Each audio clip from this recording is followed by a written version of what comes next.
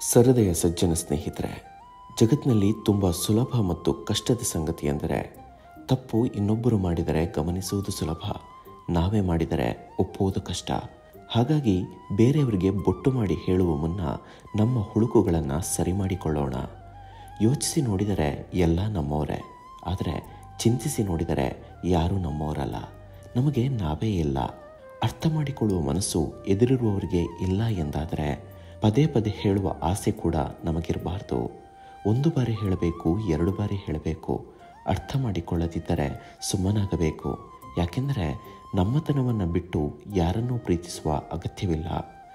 ಹೋಗುವ ದಾರಿ ಇತರರನ್ನು ಕೇಳಿ ತಿಳಿದುಕೊಳ್ಳಬಹುದು, ಆದರೆ ಗುರಿ ಮಾತ್ರ ನಮ್ಮದೇ ಆಗಿರಬೇಕು.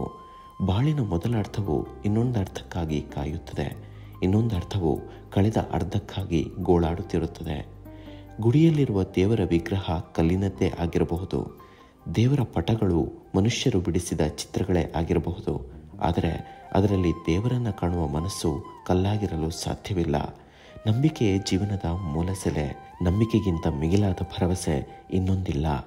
ಸುಗಂಧವೋ ದುರ್ಗಂಧವೋ ಭೇದವಿಲ್ಲದೆ ಹೊತ್ತು ತರುತ್ತದೆ ಗಾಳಿ. ಅರಮನೆಯೋ ಗುಡಿಸಲೋ ಬೆಳಕ ಬೀರುತ್ತದೆ ರವಿಕಿರಣ. ಬಡವನೋ ಬಲ್ಲಿದನೋ ಒದ್ದೆ ಮಾಡುತ್ತದೆ ಮಳೆ.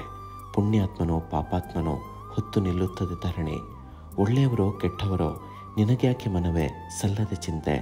ನಿನ್ನನ್ನೇ ಅರಿತು ಬಾಳಿದರೆ ಸಾಕಲ್ಲವೇ? ನೀವೇನಂತೀರಾ? ಕಮೆಂಟ್ ಬಾಕ್ಸ್ನಲ್ಲಿ ತಿಳಿಸಿ. ನಮಸ್ಕಾರ.